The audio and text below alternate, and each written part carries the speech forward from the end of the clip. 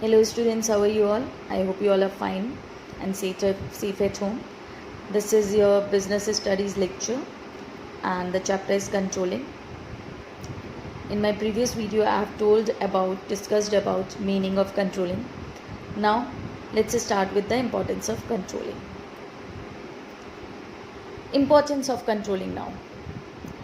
Now why controlling is important for any organization? We all know कि management का सबसे important function है controlling.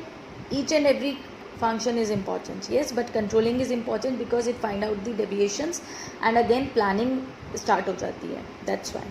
So the very first importance is accomplishing organizational goals. Controlling जो है कहीं ना कहीं help करता है organizational goals को achieve करने में. Okay, कैसे करता है? Because when controlling is being done, तो कहीं ना कहीं वो डेविएशंस जो होते हैं वो फाइंड आउट होते हैं. उन डेविएशंस को करेक्ट करने के लिए करेक्टिव एक्शन या मेजर्स लिए जाते हैं और वो जब करेक्टिव एक्शन या मेजर्स लिए जाते हैं तो वो ऑर्गेनाइजेशनल गोल्स को ध्यान में रखते हुए लिए जाते हैं, जिसकी वजह से कंट्रोलिंग के थ्रू ऑर्गेनाइजेशनल गोल्स कहीं ना कहीं अचीव होते हैं. Okay, next importance is judging accuracy of standards. एक अच्छा कंट्रोल सिस्टम वही होता है जिसमें स्टैंडर्ड्स को जज किया जाता है, उनकी एक्यूरेसी को जज किया जाता है. हम क्या करते हैं, वी सेट दी स्टैंडर्ड्स, हम बेंचमार्क सेट करते हैं और फिर उन स्टैंडर्ड्स जो सेट किए गए हैं उनको एक्चुअल स्टैंडर्ड्स के साथ कंपेयर करते हैं. तो वो कंपैरिजन क्या है, वो जजिंग क्या है, वो कंट्रोलिंग है. तो कंट्रोलिंग है तभी तो जजिंग हुई, तभी तो कंपैरिजन हुआ.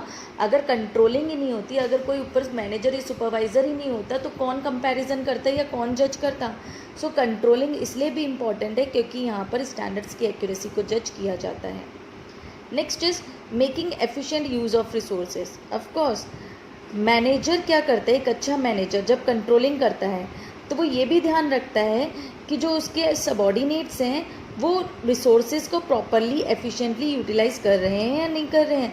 इधर whether they are utilising the resources efficiently and effectively. ऐसा तो नहीं है that they are just wasting the resources and just spoiling the resources. Yes, this is being ensured by the manager.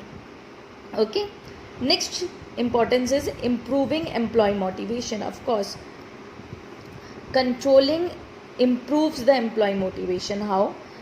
A good controlling system ये देखता है that कि employees जो हैं उन्हें पता हो कि उन्हें क्या करना है, उन्हें पता हो कि standards क्या हैं, and if they'll be doing what they are expected and if they'll perform or if they'll achieve the set targets, तो of course they know they'll get appreciation. उनको motivate किया जाएगा, उनको appraise किया जाएगा, है ना. अगर आप भी हो एक ऑर्गेनाइजेशन में और आपको पता है मेरा ये टारगेट है ना, और मेरा मैनेजर मुझे हर समय नोटिस कर रहा है, ऑब्जर्व कर रहा है और आप काम बहुत अच्छे से कर रहे हो, है ना. जब आप काम बहुत अच्छे से कर रहे हो आपको ये भी पता है अगर मैंने काम बहुत अच्छे से किया और टाइम पर किया तो मेरा प्रमोशन हो सकता है, मेरे को अप्रिशिएट किया जा सकता है, अप्रेज किया जा सकता है, सैलरी इंक्रीमेंट हो सकता है. So you will be working hard to do that, है ना. सो कहीं ना कहीं if you know that manager is noticing you, observing you, so it will boost your motivation. Similarly in the organization it helps in improving employee motivation. Next is ensuring order and discipline. If controlling is there, agar controlling है, someone is there to observe, to manage, तो employees will remain in order, they will be in discipline, there would be a place, order क्या कहता है, there should be a place for each and everything. Yes, so everything will be in order, everyone will be in discipline. Yes, so we can say that yes, controlling helps in ensuring order and discipline. Next is facilitating coordination in action. Controlling क्या करती है, ये direction provide करती है activities को. Controlling somewhere setting standards, comparison, taking corrective action, यानी काम कैसे करना है. Yes, so we know that each and every department जो है वो क्या करता है, वो अपने अपने ऑर्गेनाइजेशनल गोल्स को अचीव करने में लग जाता है ना. अपने अपने ऑर्गेनाइजेशनल गोल्स को अचीव करना है उसने हर डिपार्टमेंट में, है ना. हर डिपार्टमेंट के अपने कुछ ना कुछ प्री डिटरमाइंड स्टैंडर्ड्स हैं. सो कंट्रोलिंग के through if controlling is there then each and every employ know कि समवन इज़ ऑब्जर्विंग मी और मुझे ये स्टैंडर्ड, ये टारगेट जो है अचीव करना है और इस स्टैंडर्ड या टारगेट को अचीव करने में के लिए I want the help of the other departments as well. So ultimately वो पर्टिकुलर एम्प्लॉई या सारे एम्प्लॉयज़ अल्टीमेटली दूसरे डिपार्टमेंट के साथ कोऑर्डिनेटली वर्क करेंगे, कोऑर्डिनेशन में काम करेंगे, because they have to achieve the objectives. और वो ऑब्जेक्टिव्स कौन से हैं? Organisational objectives as well. Okay, so these are the importance of controlling. Now let's start with the limitations of controlling. What are the disadvantages? कहाँ कहाँ controlling use नहीं हो सकती? Difficulty in setting quantitative standards. Controlling वहाँ पर थोड़ी सी अपनी effectiveness को ख़त्म कर देती है जहाँ पर स्टैंडर्ड्स को क्वांटिटेटिव यानी न्यूमेरिकली डिफाइन नहीं किया जा सकता। ओके, जहाँ पर परफॉर्मेंस और उसके कंपैरिजन को स्टैंडर्ड टास्क के साथ कंपेयर करना है, वहाँ पर जो है डिफ़िकल्ट टास्क हो जाता है। फॉर एग्जांपल, अगर हमने सेटिस्फेक्शन मेजर करना है मैनेजर ने, तो नहीं किया जा सकता। करा जा सकता है, आई नॉट से नहीं, सॉरी, करा जा सकता है, but it would be a difficult task because set standard नहीं होता सेटिस्फेक्शन लेवल का। सिमिलरली मोटिवेशन, कोई सेट स्टैंडर्ड नहीं होता कि एम्प्लॉय को इतना ही मोटिवेट होना चाहिए, ऐसा कुछ नहीं होता। Okay, so it is difficult while setting not qualitative, it should quantitative, it should be qualitative standards. Okay, it should be qualitative standards. Next is little control on external affairs.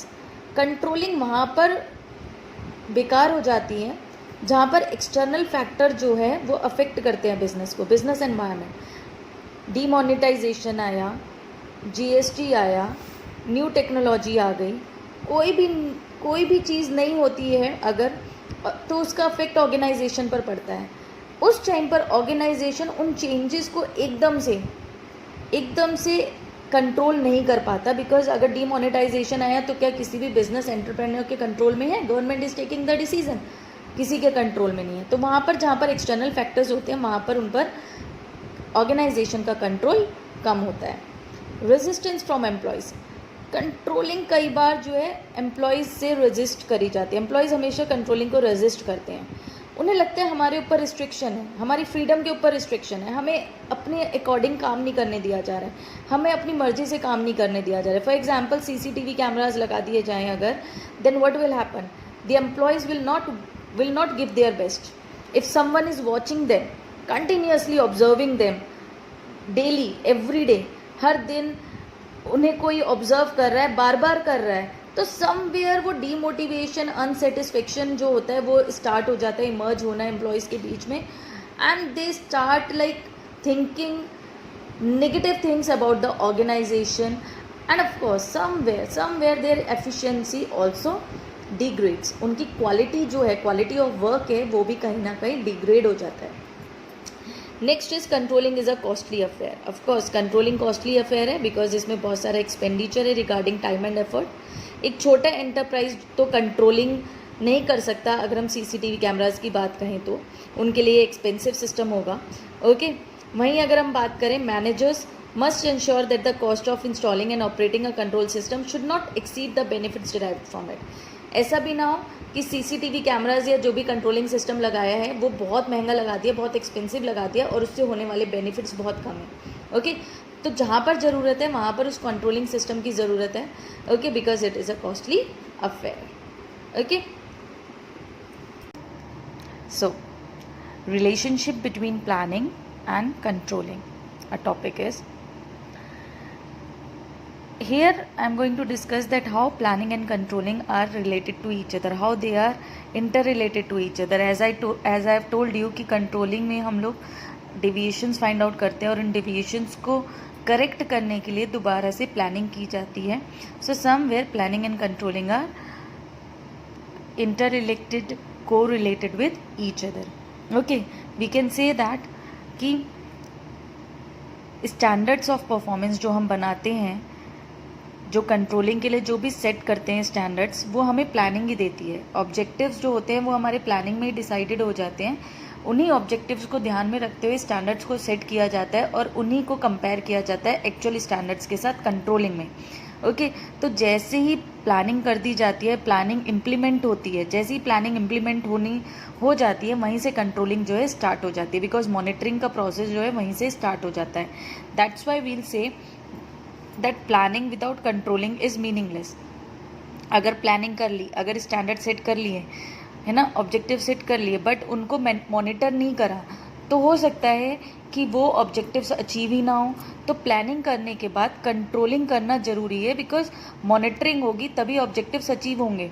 So planning without controlling is meaningless. See, I have written a number 1 point because I want you to make this part in points. Okay, when you will prepare notes of this topic, then you have to prepare notes in points as well, in points only. Okay, for your board examinations, what you can do is you can write first heading as planning without controlling is meaningless, and then you can give this portion as an explanation part. Okay, next point you can give is controlling is blind without planning. It means कि controlling is not possible. Again the same thing they are saying that controlling is not possible without planning. अगर standards को advance में set नहीं करा तो managers किसको control करेंगे? अगर कोई स्टैंडर्ड ही नहीं सेट करे कि for example per day output जो है वो सेट ही नहीं करा कि एक वर्कर पूरे दिन में 10 यूनिट प्रोड्यूस करेगा, अगर ये सेट ही नहीं करे स्टैंडर्ड, तो मॉनिटरिंग क्या होगी? मैनेजर क्या सुपरवाइज करेगा, है ना? तो it is necessary to set the standards so that controlling can be done. और स्टैंडर्ड सेट तभी होंगे जब ऑब्जेक्टिव होंगे, यानी जब प्लानिंग हो चुकी होगी। So we can say that yes, controlling is blind without planning. Third point is planning is a prerequisite for controlling. Prerequisite means necessity. Controlling करने के लिए प्लानिंग करना ज़रूरी है।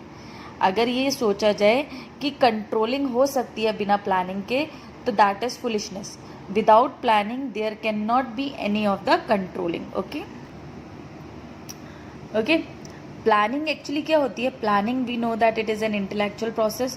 Okay, it involves thinking, it involves articulation, it involves analysis to discover and prescribe an appropriate course of action for achieving objectives. Yes, of course, planning हमें appropriate course of action देते हैं कि काम को कैसे कैसे करना है। Controlling वही on the other hand it checks that whether that work is being done properly, everyone, each and every employee is doing the work according to the set standards or not, whether employees are working according to the objectives of the organization. Yes, so we can say that planning is prescriptive while controlling is evaluative. Planning is prescriptive, it means it is like a blueprint. Okay, controlling is evaluative. हम क्या करते हैं controlling में? evaluation करते हैं, analysis करते हैं, comparison करते हैं. So that is it. So the third point you can make is, I have told you earlier as well, that planning is a prerequisite for controlling.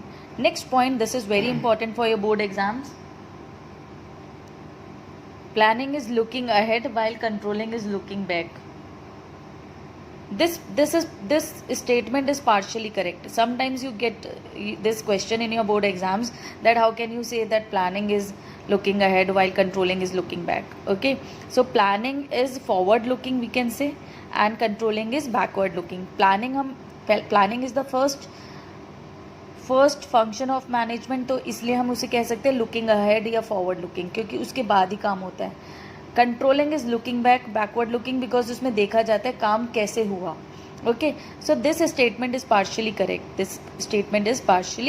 Correct. Plans जो है of course future के लिए बनाए जाते हैं, plans हमेशा future के लिए बनाए जाते हैं, लेकिन जब प्लानिंग की जाती है तो वो पास्ट एक्सपीरियंसेस पर की जाती है ना? तो पास्ट एक्सपीरियंसेस पर की जाती है, इट मीन्स कि कहीं ना कहीं थोड़ा बहुत पीछे का भी हमें मैनेजर को देखना पड़ता है। Okay, planning involves looking ahead, इसलिए इसको बोला जाता है forward looking function. Okay, similarly controlling is backward looking. Okay, how? Because controlling is like a postmortem of past activities, कि पीछे क्या किया है उसको कंट्रोल करना, उसको मॉनिटर करना, उसे चेकआउट करना, डेविएशंस फाइंड आउट करना, स्टैंडर्ड से कंपैरिजन करना, ये सब क्या है? ये सब बैकवर्ड लुकिंग है, कि पीछे देखा जा रहा है कि क्या क्या एम्प्लॉय ने किया और कैसे कैसे किया और कहाँ कहाँ डेविएशंस आए। Okay, thus we can say that planning and controlling are interrelated to each other. Okay, thus we can say that planning is based on facts. Of course planning जब की जाती है फैक्ट्स को ध्यान में रखकर की जाती है, जिसकी वजह से कंट्रोलिंग ईजी और इफेक्टिव बनती है। वहीं कंट्रोलिंग जो है वो फ्यूचर प्लानिंग को इम्प्रूव करती है। अगर डेविएशन आते हैं तो दोबारा से प्लानिंग की जाती है उन डेविएशंस को ध्यान में रखते हुए, तो यानी कि डेविएशंस आने के बाद जब दोबारा प्लानिंग की जाएगी तो वो और अच्छी प्लानिंग होगी कि पिछली बार जो मिस्टेक्स हुई हैं वो दोबारा वो मिस्टेक्स ना हो, पास्ट एक्सपीरियंसेस को ध्यान में रखा जाएगा. Thus we can say that planning and controlling are interrelated to each other. So this is all for today, students. I hope you understood this. Thank you. Have a nice day.